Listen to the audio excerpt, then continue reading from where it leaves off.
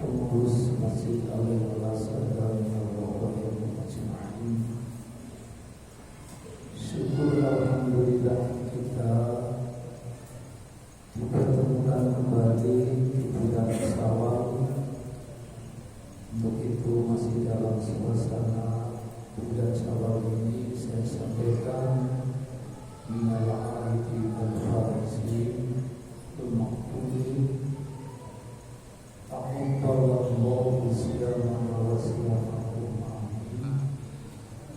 Mohon maaf lahir batin. Mudah-mudahan Allah Subhanahu wa taala senantiasa menerima ibadah puasa kita selama dan setelah memasuki hari raya Idul Fitri, Allah hapus dosa-dosa kita semuanya.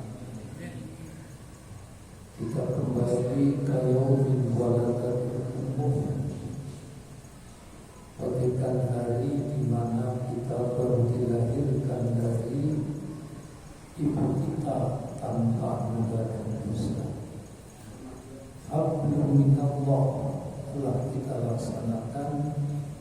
Hablum minan nas, sesama umat manusia kita bersilaturahim dan sekaligus halal bihalal. Nah, bapak-bapak, para jamaah sekalian, istilah halal bihalal itu yang ada cuma di Indonesia. Sebab kita tidak dapatkan halal bihalal di dalam Al-Quran, di dalam hadis tidak juga kita temui istilah halal bihalal. Dan itu paling tidak kita harus tahu tentang sejarah adanya istilah halal bihalal. Itu di tahun sekitar 60-an Indonesia sudah merdeka, karena merdekanya 45.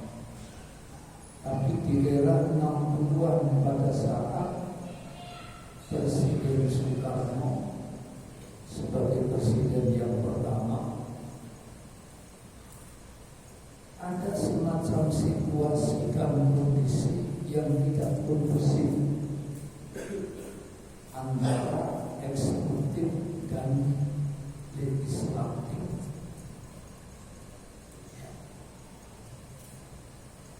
Jadi elit-elit politik itu tidak ada kebersamaan. Dan kemudian saat itu Insinyur Soekarno sebagai presiden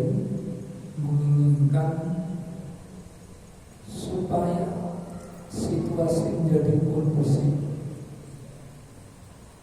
membangun kebersamaan sebagaimana yang tercantum di dalam Pancasila, itu yang berbunyi Persatuan Indonesia. Jadi kalau mau mengajarkan persatuan di tingkat masyarakat, ya harus dicontohkan oleh elit-elitnya, sehingga dipanggillah seorang kiai, salah seorang ulama dari Jawa Timur, untuk memberikan masukan kepada Presiden Soekarno. Beliau adalah Kiai Muhammad Hasbullah. Kiai Muhammad Hasbullah itu yang mengarang Syakir yang Wako. Itu Kiai Muhammad Hasbullah. Kiai Muhammad Hasbullah itu memberikan masukan, ya harus silaturahmi supaya bisa cair, supaya bisa bersatu. Tapi saat itu Soekarno tidak mau menggunakan istilah silaturahim, karena silaturahim itu sudah biasa. Dalam hadis juga ada. Maunya istilah yang baru. Nah, dengan minta istilah yang baru, maka Kiai Muhammad Hasbullah memberikan nama kepada isi Nusantara itu, yaitu halal bihalal. Jadi halal bihalal itu artinya saling menghalalkan satu sama lain, sudah saling menghalalkan. Kalau bermusafahah, berjabatan tangan, itu ajaran dari Rasulullah. Tidak ada dua orang muslim yang saling berjabatan tangan, melainkan rontoklah dosa-dosanya. Jadi kalau ada dua orang muslim berjabatan tangan, masa rontok, maka rontoklah dosa-dosanya. Tentu saja yang terkait dengan hukum dan nas, dosa sesama umat manusia. Dosa kita kepada Allah tidak melalui berjabatan tangan, tapi dosa kita kepada Allah kita tobat. Terus kemudian kita berjanji tidak akan mengulangi lagi, lalu menjalankan hak-hak Allah. Rukun-rukun Islam kita laksanakan, sudah selesai. Lebih gampang dosa kita kepada Allah daripada dosa kita sesama manusia. Orang berbuat dosa sesama manusia, menzalimi, menyakiti, menganiaya, tapi minta ampunnya sama Allah, tidak sama yang bersangkutan, belum selesai. Harus minta ampunnya sesama manusia yang bersangkutan. Dan hakul adami itu adalah yang terkait dengan masalah hutang piutang. Kalau dalam hadis disebutkan awwalu ma yuhasabu bihi al-'abdu yawmal qiyamati as-shalatu. Pertama kali perbuatan manusia, ibadah manusia yang akan dihitung, yang akan dihisab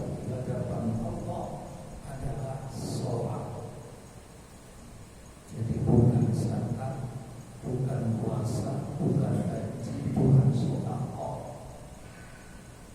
bukan menolong orang. Tapi yang pertama kali dihisab adalah sholat. Lalu setelah sholat yang lain-lainnya. Itu yang hak Allah. Hak kita dengan Allah. Tapi yang hakul adami, yang pertama kali akan dihisab, dihitung adalah masalah hutang piutang. Hanya dalam sebuah kitab dijelaskan orang yang meninggal dunia berperang untuk membela agama Allah, lalu dia gugur sebagai syuhada, mati syahid, jaminannya masuk surga. Tapi gara-gara dia punya utang belum diselesaikan, menghambat, dia tidak bisa masuk surga karena ada hakul adami. Makanya kalau kita punya utang, lebih baik dibayar waktu kita masih hidup. Nanti kalau tidak dibayar waktu itu, kita di akhirat seluruh amal perbuatan kita buat dia. Nah ini, tapi Bapak, para hadirin, para saudara sekalian, ini sebagai penerima. Untuk itu kita lanjutkan pelajaran kita. Kita sampai ke fasal wa arkan sholati amanata syarahnan an-niyatu wal qiyamu ma'al qudrati takbiratul ihram. Rukun sholat yang ada 18. Pertama niat, yang kedua berdiri bagi orang yang mampu, yang ketiganya adalah takbiratul ihram. Dan masih terkait dengan masalah sholat. Nanti dalam sholat ini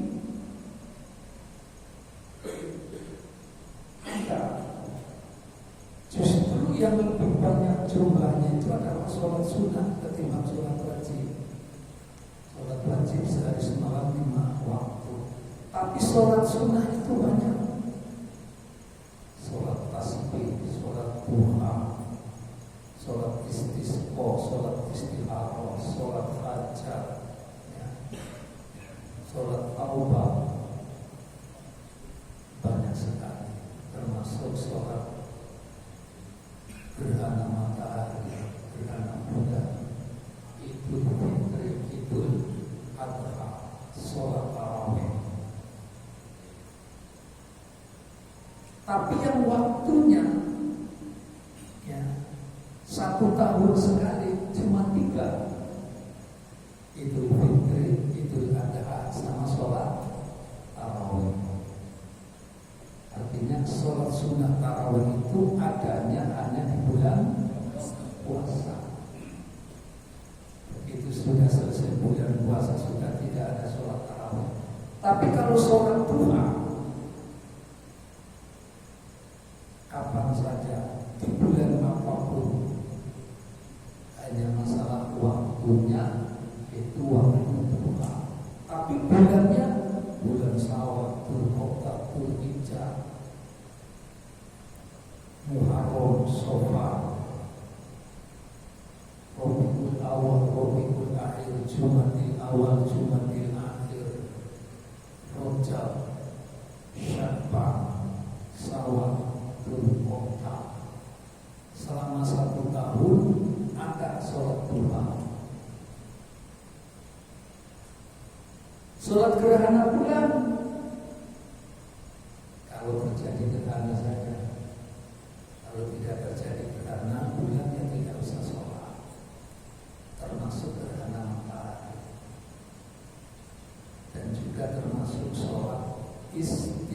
pokok yang dilakukan temporer saat musim-musim kemarau.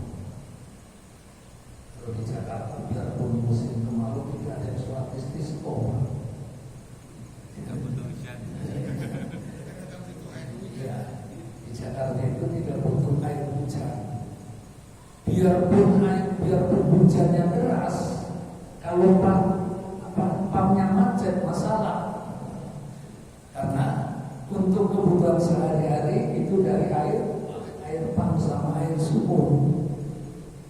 Nah di Jakarta Pusat kemarin sempat itu 24 jam era Senin itu air pump nggak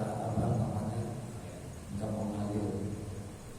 Ya udah, airnya yang dipakai mandi air galon. Kalau tidak ada air sumur, yang ada sumur ya pakai air sumur. Nah, yang butuh air hujan para petani itu baru butuh air hujan. Nah, wa takbiratul ihrami at-takbiratu ruknun min arkanis sholati. Jadi takbir itu termasuk salah satu rukun daripada rukun-rukun sholat.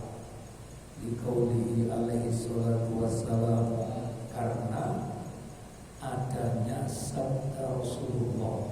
Jadi dengan kata lain, takbiratul ihram menjadi rukun, landasan dan dasarnya adalah sabda Rasulullah SAW yang berbunyi miftahus sholati al-wudu wa ta'rimu wa takbiratu wa ta'liluha at-taslim. Miftah itu artinya kunci, asal kata daripada fatahah. Fatahah telah membuka, yaftahu sedang atau akan membuka, iftah bukalah.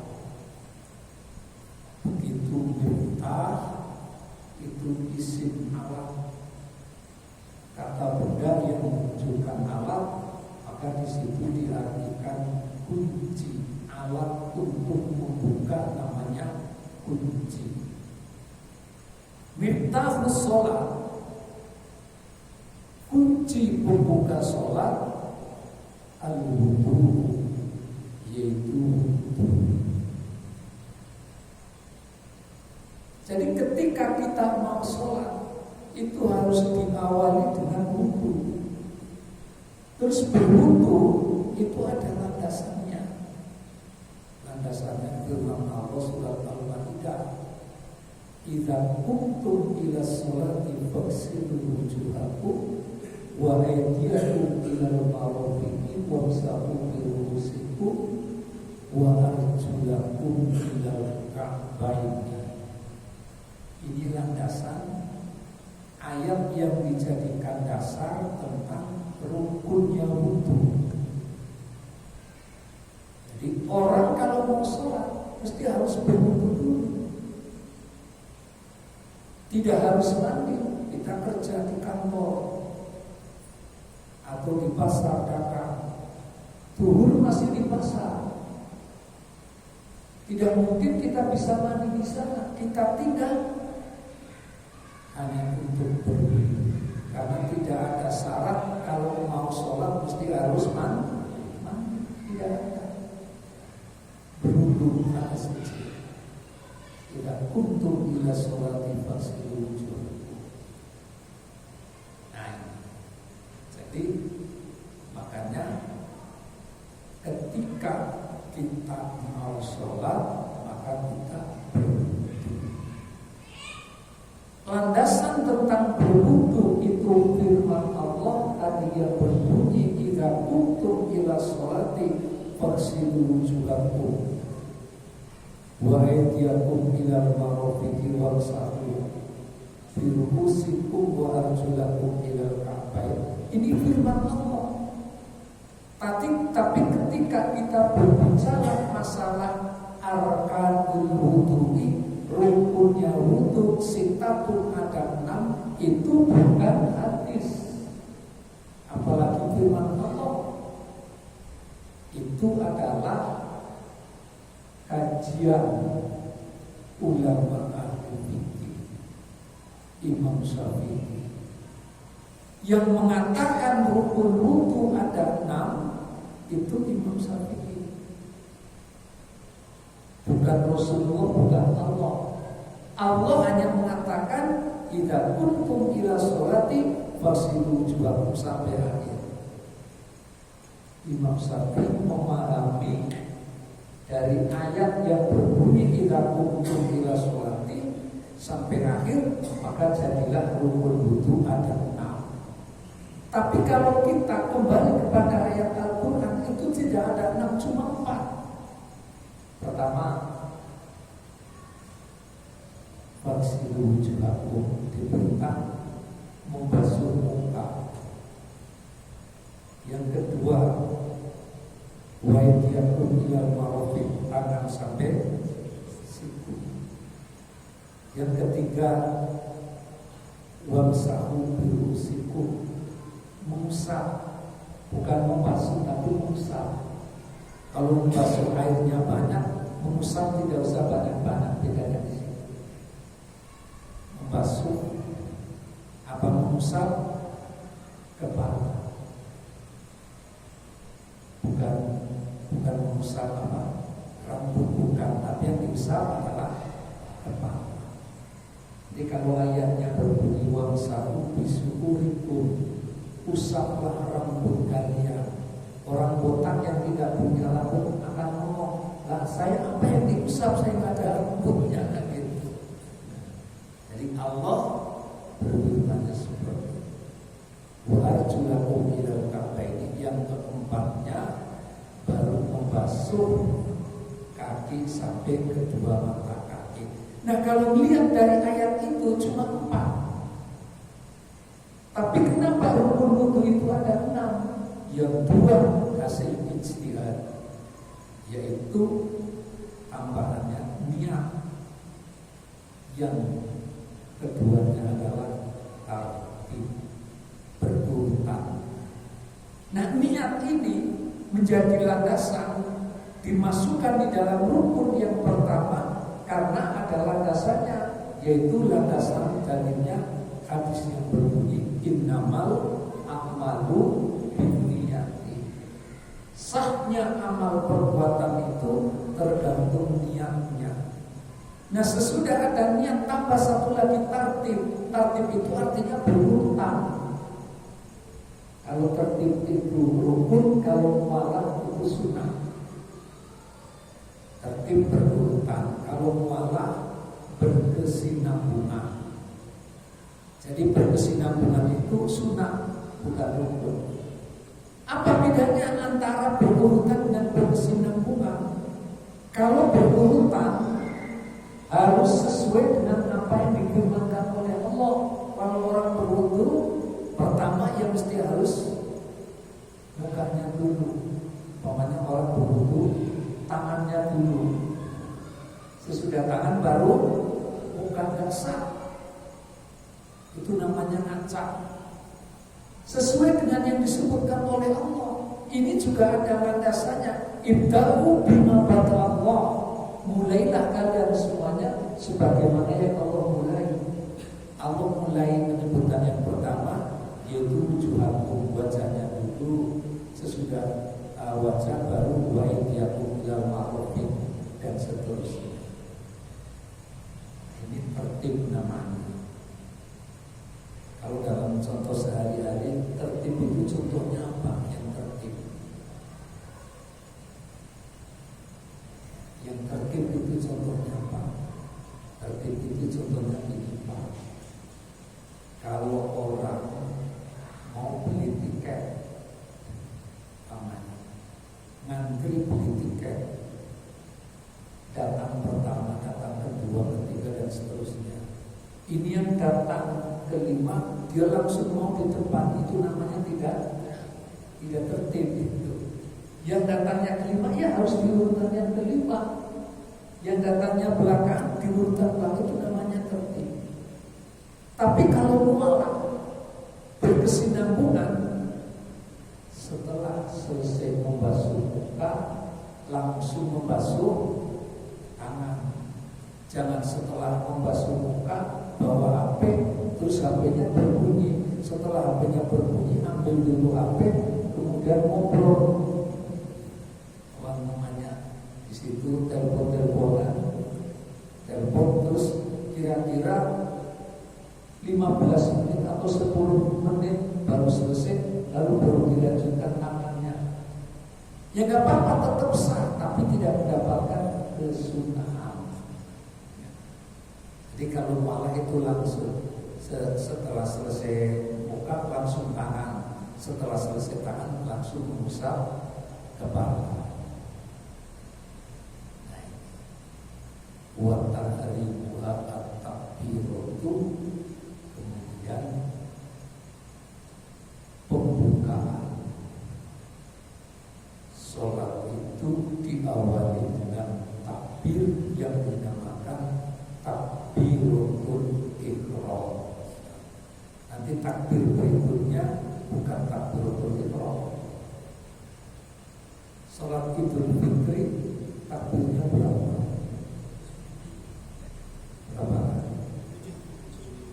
7 siwa takbiratul ihram. 7 tapi tidak menghitung takbiratul ihram. Berarti dengan takbiratul ihram jadi 8. Nah, kemudian di rakaat yang kedua 5 tapi tidak menghitung yang pertama. Nah, jadi takbiratul ihram. Wa tahliluha at-taslimu. Kemudian mengakhirinya, ya, mengakhiri sholat itu dengan salam. Rawahu Abu Dawud wa Tirmidzi wa ghairuhuma bi isnadin shahih. Jadi hadis ini diriwayatkan oleh Abu Dawud dan Imam Tirmidzi serta yang lainnya selain dari Abu Dawud dan Tirmidzi, berarti ada An-Nasa'i, ada Ibnu Majah, ada Bukhari, ada Muslim bi isnadin shahih, dengan sanad yang shahih. Sanad itu silsilah, ya. Sanad mata rantai. Kalau silsilah itu biasanya dipakai untuk apa? Silsilah itu biasanya dipakai untuk keturunan, gitu ya. Keturunan, nasab yang sekarang ini lagi apa? Lagi ramai masalah nasab. Saya kadang-kadang heran, Pak. Masalah nasab ini sudah hampir 2 tahun tak lalu. Padahal kalau PBNU, pengurus besar Nahdlatul Ulama, memfasilitasi kedua belah pihak yang sedang berseteru, ya, Kiai Imaduddin berdasarkan tesis ilmiahnya, kemudian kedua itu dipertemukan antara Kiai Imaduddin bersama kawan-kawannya, dipertemukan dengan Robito Alawiyah. Robito Alawiyah itu organisasinya para habaib, dipertemukan, difasilitasi, dan di BPN itu kan ada LPM, Pak. LPM itu lembaga Ba'sul Masail. Kalau difasilitasi dan di situ LPM dibahas, di situ Ba'sul Masail, nanti ketemu. Kalau sudah ketemu, sudah selesai. Karena Kiai Imaduddin nanti akan membawa kitab-kitabnya berdasarkan fakta-fakta yang beliau temukan. Nah, nanti tinggal sebelahnya itu membantah, bisa saja membantah asal ada ada pegangannya, seperti itu. kalau ilmiah itu harus dengan cara ilmiah, bukan dengan cara marah-marah, juga bukan dengan cara persekusi. Kalau sudah itu selesai, sudah sebenarnya. Tapi kenapa seolah-olah dibiarkan sehingga merembet kemana-mana. Dan sekarang ini justru semakin ramai, semakin deras dukungan kepada Kiai Haji Imaduddin Usman Al-Bangka. Nah, Bapak-bapak, di sana ini namanya mata rantai. Mata rantai yang meriwayatkan hadis. Namanya orang yang terdekat dengan Rasulullah itu namanya sahabat. Di bawahnya sahabat tabi'in, di bawahnya tabi'in, tabi'in. Kalau ada sebuah hadis yang sanadnya langsung dari seseorang, orang itu mengatakan qala Rasulullah sallallahu alaihi wasallam. Imam Bukhari meneliti hadis tersebut. Seseorang yang mengatakan qala Rasulullah, dia hidupnya bukan pada masa Rasulullah, maka hadisnya jadi dhaif. Karena tidak mungkin dia langsung mendengar dari Rasul, karena dia hidupnya bukan pada masa Rasulullah. Umpamanya baru Umar radhiyallahu anhu, di bawahnya Abdillah lagi seperti itu. Itu nyambung, itu yang namanya silsilah sanad. Nah, itu sanad di dalam hadis. Makanya Kiai Imaduddin itu melihat silsilah ini nyambung atau tidak, itu beberapa kitab yang beliau kaji. Kitab abad ke-10, abad 9, abad 8, abad 6, abad 7, abad 6, sampai dengan abad 3. Ternyata yang ada di dalam kitab yang beliau temukan dari kitab yang dikarang oleh mereka yang ada di abad ke-9, begitu diruntuh di sana, tidak ditemukan di abad yang ke-4. Sehingga beliau berkesimpulan itu nasabnya dicangkokkan.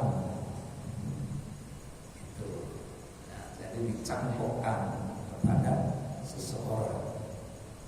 Apa yang melatar belakangi Kiai Imaduddin melakukan penelitian seperti itu? Karena mereka yang menganggap sebagai dzurriyyah Rasulullah, sebagai cucu Rasulullah, kelakuannya tidak mencerminkan seperti kelakuan daripada Rasulullah sallallahu alaihi wasallam.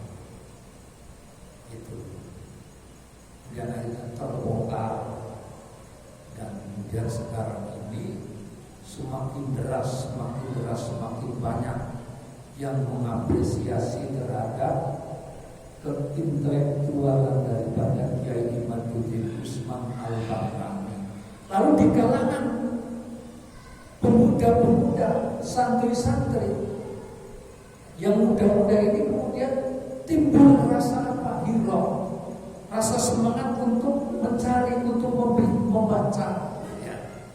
Kalau dulu tidak sampai hanya sekedar membaca, tapi mencari apa betul apa tidak ini yang dikatakan oleh Kiai Imaduddin, gitu kan? Terus mencari. Nah, ini hanya membangkitkan orang-orang di kalangan para santri untuk semakin banyak membaca, semakin banyak mengkaji terhadap kitab-kitab khususnya yang terkait dengan masalah nasab.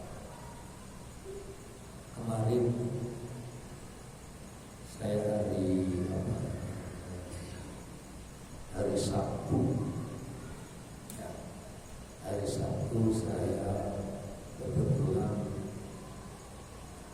Cirebon.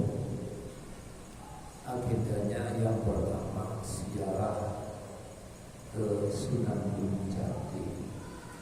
Habis ziarah ke Gunung Jati, lalu silaturahim di pesantren, pondok pesantren Kempeng. Ya. Pondok pesantren Kempeng itu pimpinannya Kiai Haji Mustafa Akil. Kiai Haji Mustafa Akil itu adiknya Kiai Haji Akil Siroj, ya, yang mantan ketua PBNU.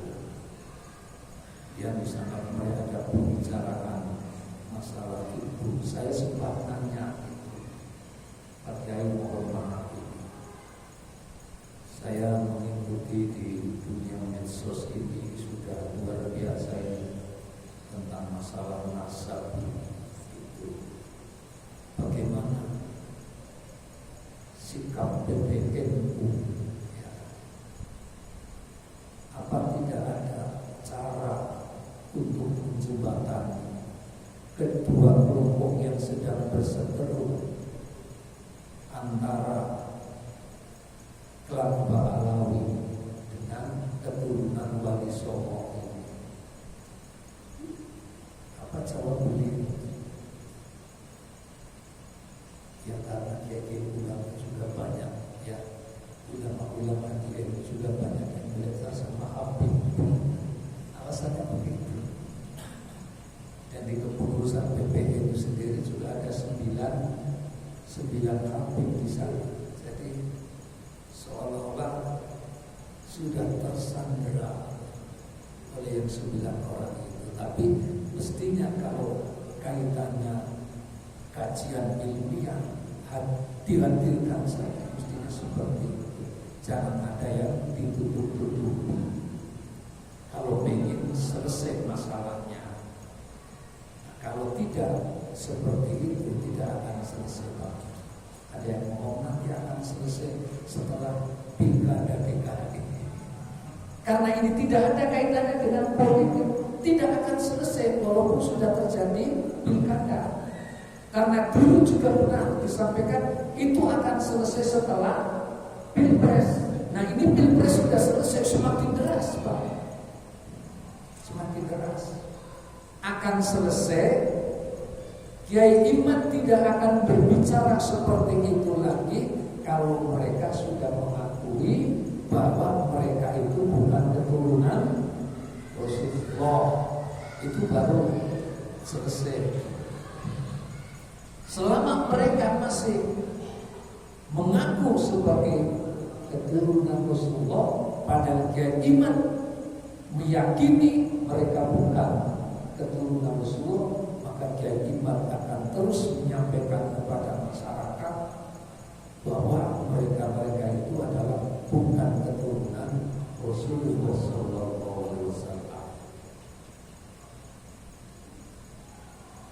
Jadi biisnatin sohihin wa qala al-hakim. Jadi Imam Hakim berkata, wa ala syarti muslimin wa fi sohihaini, dan di dalam kitab Bukhari Muslim istilah sohihaini itu adalah Bukhari Muslim. Kitab sohihaini adalah kitab hadis yang sumbernya dari Bukhari dan Muslim.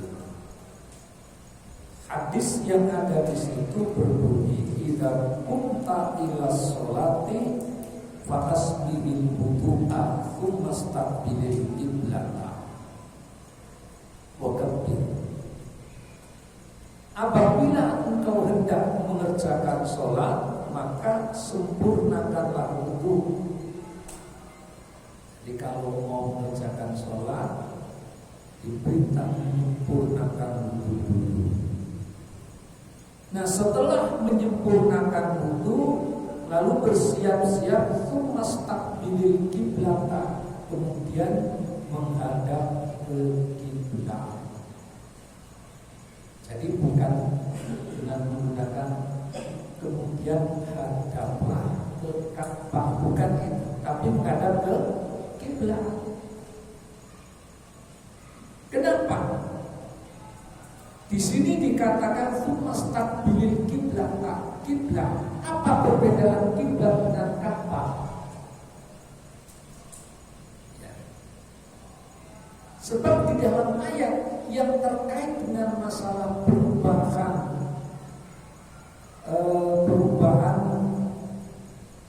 arah sholat ketika Rasulullah di Madinah sholat menghadap ke Baitul Maqdis, lalu orang-orang Yahudi menuduh cuma ikut-ikutan saja karena Baitul Maqdis itu kan kiblat kami. Muhammad tidak punya kiblat, maka Nabi Muhammad kemudian memohon kepada Allah supaya kiblatnya dipindah. Maka turun ayat yang berbunyi qad nara taqalluba wajhika fis samai falan walliyannaka qiblatan tardaha.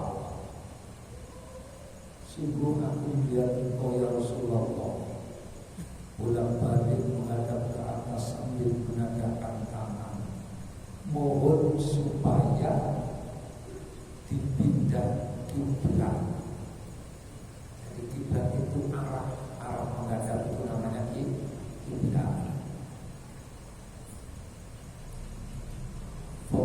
Falan waliyannaka qiblatan tardaha, maka sungguh pasti aku akan memalingkan kamu ke arah kiblat yang kamu suka. Bahwa itu jaga syatrul masjidil haram. Oleh saat ini hadapkanlah wajahmu, hadapkanlah mukamu ke arah Masjidil Haram. Jadi waktu itu Rasulullah sholat zuhur 2 rakaat menghadap ke Baitul Maqdis, itu berputar yang 2 rakaat menghadap ke Masjidil Haram. Nah, karena itulah maka kiblat itu isinya 2. Pertama Ka'bah, yang keduanya Masjidil Haram. Bahkan ada lagi yang berpendapat termasuk Mekah. Mekah itu termasuk kiblat. Nah, kalau kita posisinya ada di sini, Ka'bahnya ada di Mekah, yang kalau saya naik pesawat dari Bandara Soekarno-Hatta sampai King Abdul Aziz itu sekitar 10.000 kilometer lebih tinggi. Kan kita tidak tahu persis. Mekahnya ada di arah sana betul. Tapi apakah pada saat kita sholat dari sini menghadap ke sana persis menghadap Ka'bah? Belum tentu. Bisa jadi kita kena ke bagian masjidnya. Makanya kan Allah berfirman syatrul masjidil haram, hadaplah ke arah Masjidil Haram, bukan hadaplah ke arah Ka'bah, bukan, tapi ke arah Masjidil Haram. Cuma untuk orang-orang yang ada di dalam Masjidil Haram dan dia melihat persis di depannya Ka'bah, dia harus menghadap ke Ka'bah karena kelihatan. Terus ada yang bertanya, Ustaz gimana? Karena ada tamu kehormatan. Tamu kehormatan biasanya presiden sana, terus diberikan kehormatan oleh raja bisa masuk ke dalam Ka'bah. Sholatnya di mana? Bagaimana? Di dalam Ka'bah sholat bisa menghadap kemana saja. Yang umpamanya ini Ka'bah, terus dia masuk. Ini di dalam Ka'bah bisa menghadap ke sana, bisa menghadap ke sini, bisa menghadap ke sini, bisa menghadap ke sini juga bisa, karena dia posisinya berada di dalam Ka'bah. Tapi waktu istrinya Rasulullah yang bernama Aisyah minta kepada Rasulullah pengen sholat di dalam Ka'bah, Rasulullah mengatakan sholat di Hijr Ismail gitu. Sholat di Hijr Ismail berarti sholat di dalam Ka'bah, karena Hijr Ismail bagian dari Ka'bah. Cuma bedanya kalau di dalam Ka'bah yang masuk itu bisa ke sana ke sini. Tapi kalau di Hijr Ismail harus menghadap apa, nggak bisa menghadap ke sana, harus menghadap ke Ka'bah. Itu Hijr Ismail, tempatnya Nabi Ismail bermain waktu kecil, itu di Hijr Ismail. Nah oleh sebab itu di Hijr Ismail kan ada pintu dua, sebelah kanan dan sebelah kiri. Itu yang sebelah kanan itu ditutup, yang sebelah kiri kadang-kadang ditutup, kadang-kadang dibuka. Kenapa yang sebelah kanan ini ditutup? Sebab kalau orang melakukan tawaf, mau tawaf kubur ataupun tawaf haji, itu tidak boleh dia tawaf masuk ke sini,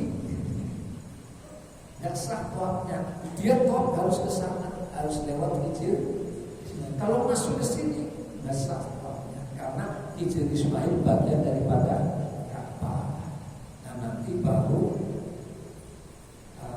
dibuka sebelah kiri. Saya 2 kali Pak,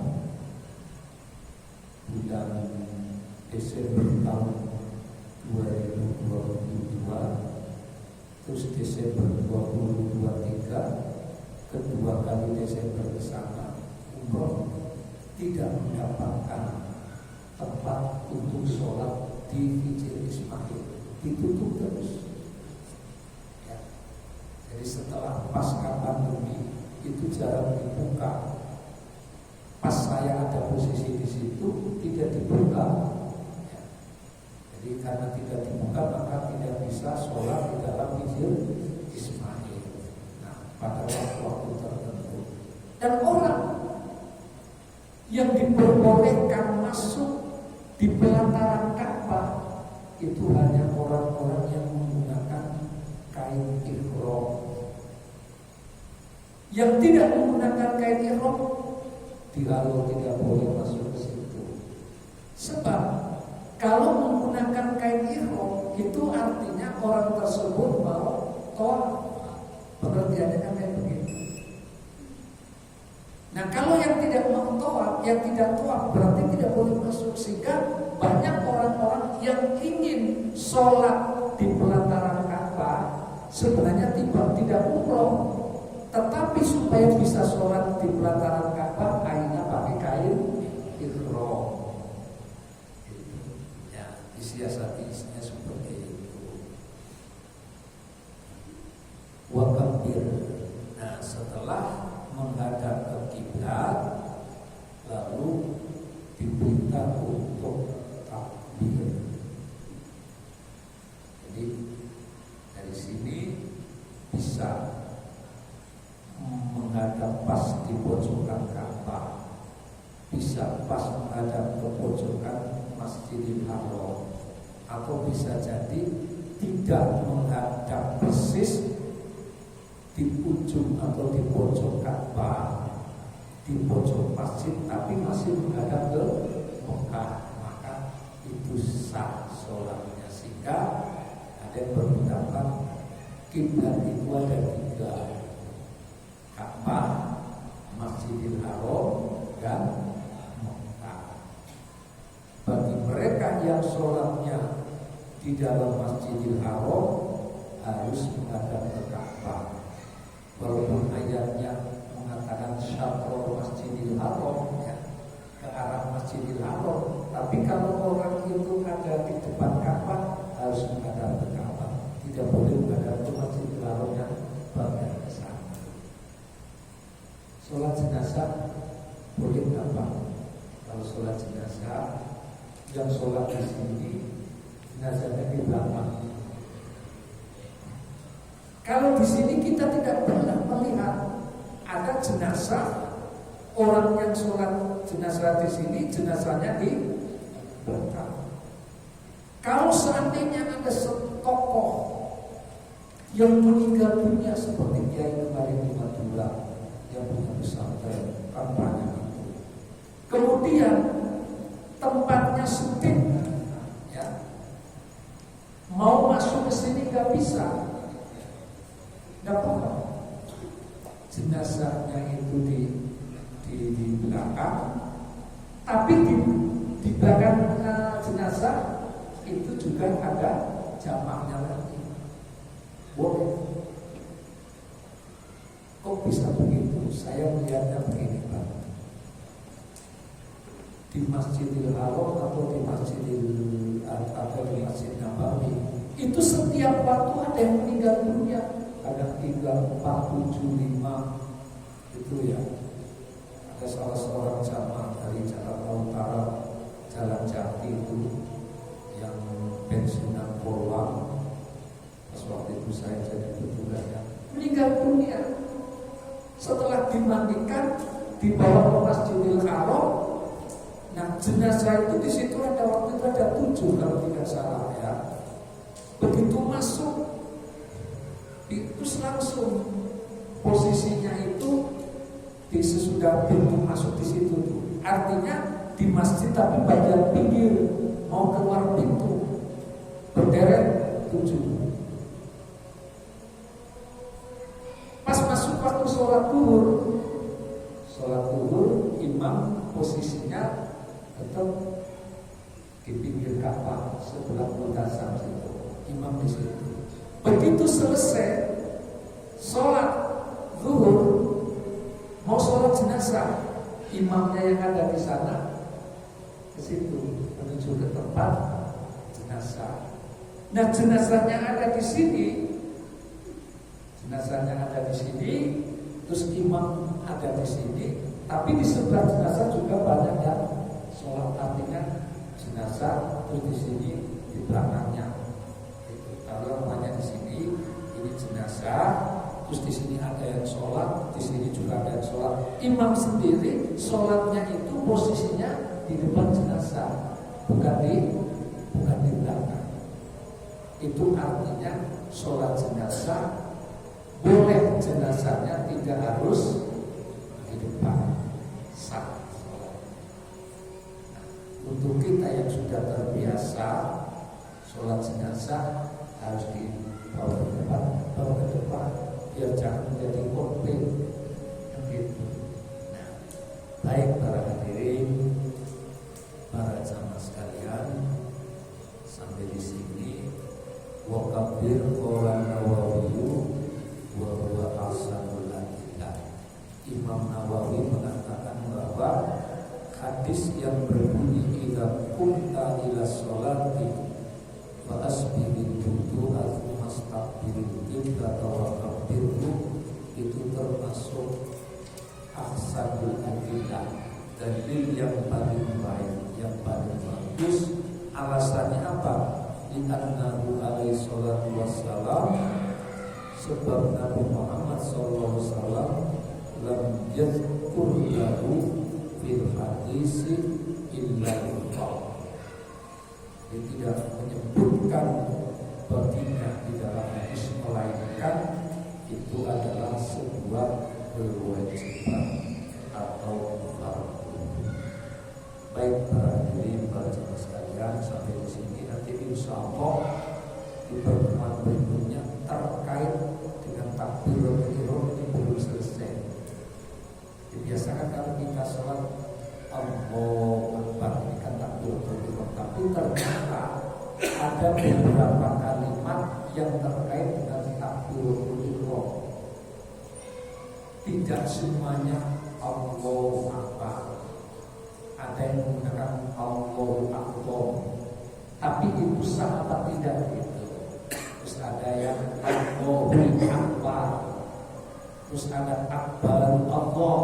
Nah, nanti dari beberapa pandangan mana yang dianggap sah untuk menggunakan lafaz takbiratul ihram.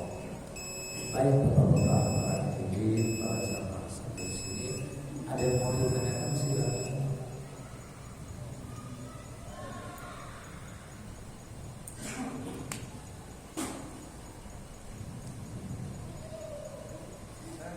Ya silakan.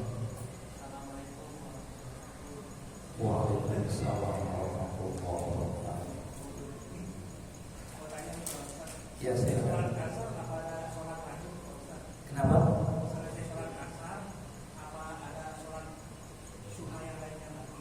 Baik. Setelah sholat asar apa ada sholat sunnah?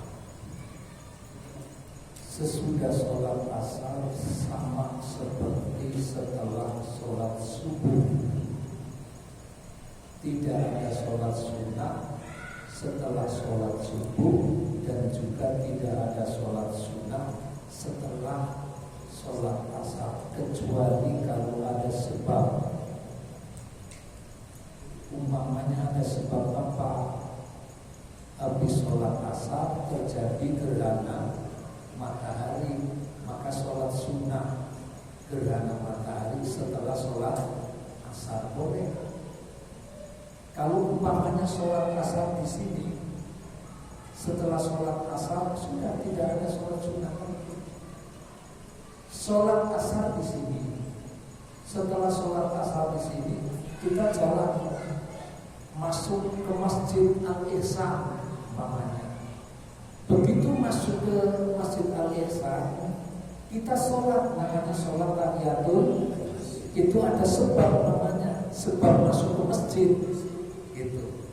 Walaupun di sini tadi sudah sholat asar, kesana boleh sholat, karena kita ada sebab masuk masjid. Yang tidak ada sholat sunnah itu sesudah sholat asar di sini, lalu sholat sunnahnya juga di sini, itu yang tidak ada. Tapi saya pernah lihat di sini saya sholat asar ada sholat lagi itu sholat di sini. Pernah saya lihat seperti itu. Ya tidak ada, ya tidak ada sholat sunnah sesudah sholat asar. Nah, sholat sunnah sebelum maghrib Rasulullah tidak pernah melakukan, tetapi sahabat melakukan dan Rasul melihat, dan sahabat